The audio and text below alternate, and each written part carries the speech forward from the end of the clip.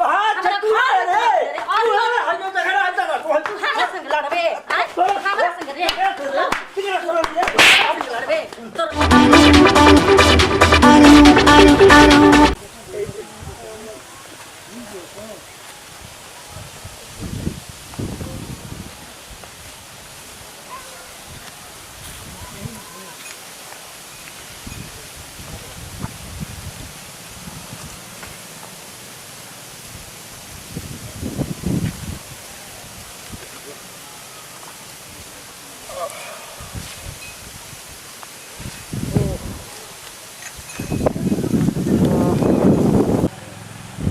काले recharge डलाइल हटुए net चलते नहीं थे आ फिर जाइब अपना भतरू से कहम तो भतरू हमारा खिसियाबे करी हन का करी आई हो दादा टावर नहीं पे आवत हम का करी बहुत हम परेशान हो गई अब हम जाइब तो का कहब उनकरा से हुनिया जाता नहीं देखा तनी हुनिया टावर आवेला फिर हमार भतरू का करी एकदम तनकी अच्छा नहीं खे लागत बिना नेट चलते नहीं खे आ निक लागते नहीं खे उसमें ठंडा पला के दिन बटू हम जानी कि तनी नेट उट चली तो आदमी तनी टीवी भी देख बैठ के तो का करी आई हे दादा कौची महकत अटुए आए आई हे राम एकदम हमर ते बुझाता कि नाके दिहल ए जीविया एकदम एतू हो गेल बटुए का हटुए का महकत अटुए आई हे राम आई हे बुढ़ाऊ अरे ई क्या करता बा ये बुढ़ाऊ आय तहर लाज शरम लागत कि नहीं खेला कर आय हमार ही खतरू सगर है घेरवावला हवा नहीं मर मर के आ तू ये जगह मैदान करता है आय आ ये दादा अभी तक नहीं क्यों खल जाता है नहीं क्यों खल जाता आ ये दादा सगर ही छेड़ छाड़ के रख ले बुढ़ावा आय ई सब चीज करे चकन ले काले भी लाश न करे बटुए आय तोड़ी हम बड़ा बदमाश में पोते हो जारी किधर देखबा भी बदमाश है अभी देखबा आय अभी भाग मुद के सब रख ले अभी जा आई बुढ़ पुनिया भाग जा खाए बुढ़ पुरानिया अरे पुरानिया बाबा आय हागे खाती नहीं खा बुढ़ पुरानिया अरे भाई सोचिए खराब हमर होई अरे क्या करत हो हाय काल है हमर लासो न बेच रहे अब बुढ़ा ई सब छे छे के रख चिकन में आय मार दे भाई बाबा मार दो पतोही हो बुढ़ा मैदान करत बुढ़ा एकदम तू है बड़ा आय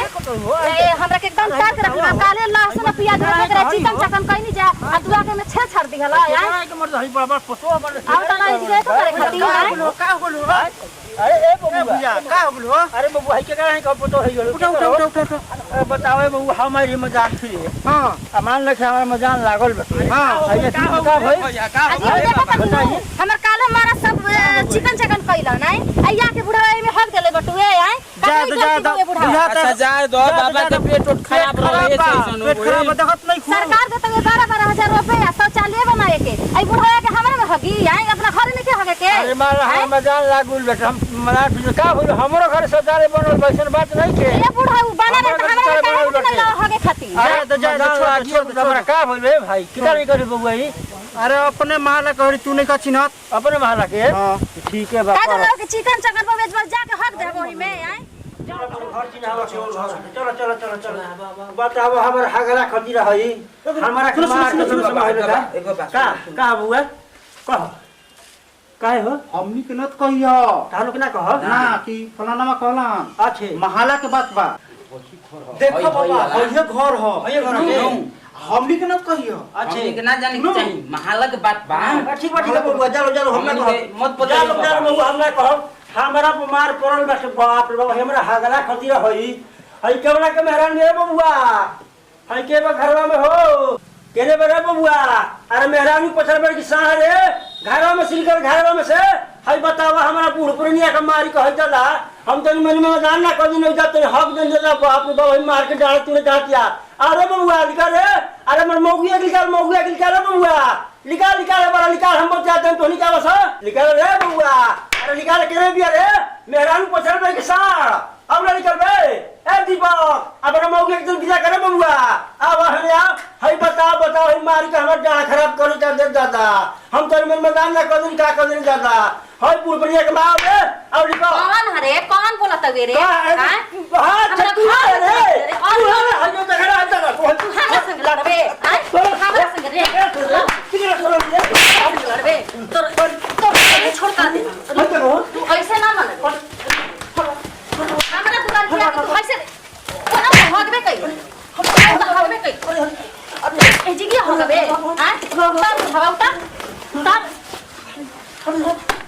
एकरा के ऐसे घाम नहीं लागत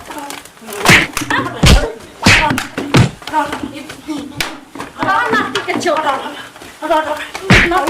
नाती अरे बाप रे बाप आ तो ओनियो हाथ देना आ तो हमर घर का अरे दादा अरे रानी अरे दादा अरे बाप रे बाप दादा अरे मेरा रानी के तार दादा अरे जा तू लोग हुआ ये दे हम अरे बाप रे चलो जल्दी भागा जी से अरे बाप रे बाप रे जल्दी जल्दी जाके से दादा अरे बाप रे बाप अरे जा तू लोग दादा खाजी जानत नहीं अरे बबुआ अरे हमारा मजाक हमरा खाना में अरे बाप रे बाप अरे बाप रे बाप अरे का हो गइल हो का हो गइल का हो गइल अरे का हो जाना मेहरानी की बोली मार के तो दाल टूट दिला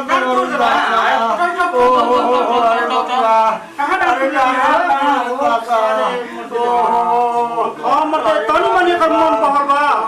ऐसे करे के चाहिए मैदान पूरा फिरसा ओहू दुन मारला एहू हाय देखो तो ये ले मारे के चाहिए ले भाई बताओ भाई चोरी जा और किलो एकरा के पिटवावे का हमरा के बताओ हमने कहला कि ये पिटवावे के भाई मैं की करत नहीं हमने के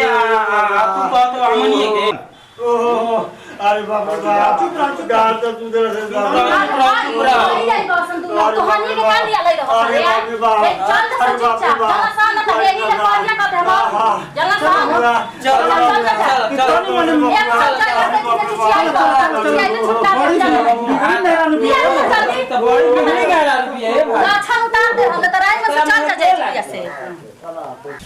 नमस्कार प्रणाम। ये हमनी के देवर भोजपुरिया के माध्यम से एगो प्रयास रहे कि शौचालय सरकार बनवेले तो शौचालय के यूज करे के चाहिए। तो भैया देखनी लोग कि कैसे भइल तो बूढ़ पुरानिया तो बहबे कइल बानी तो उससे तो होइबे करेला लेकिन हमरे चाहत रहे समझे आ बुझे के तो हम यहाँ के मार पीट देनी ही तो वैसे कभी भी ना करे के चाहिए। बूढ़ पुरानिया तो बहबे कइल बानी जरा घर में हो तो होई तो अपन सोच समझ के करम जा धर्म जा। आ हमनी के वीडियो अच्छा लगल तो लाइक करम शेयर करम चैनल के सब्सक्राइब करम आ कमेंट बॉक्स में जरूर लिख के बताएं कि हमके वीडियो कैसा लगल है। तो इतने प्रति विदाई अगला वीडियो में फिर मिलल जी। जय हिंद जय भारत जय जय भोजपुरिया। जय भोजपुरिया।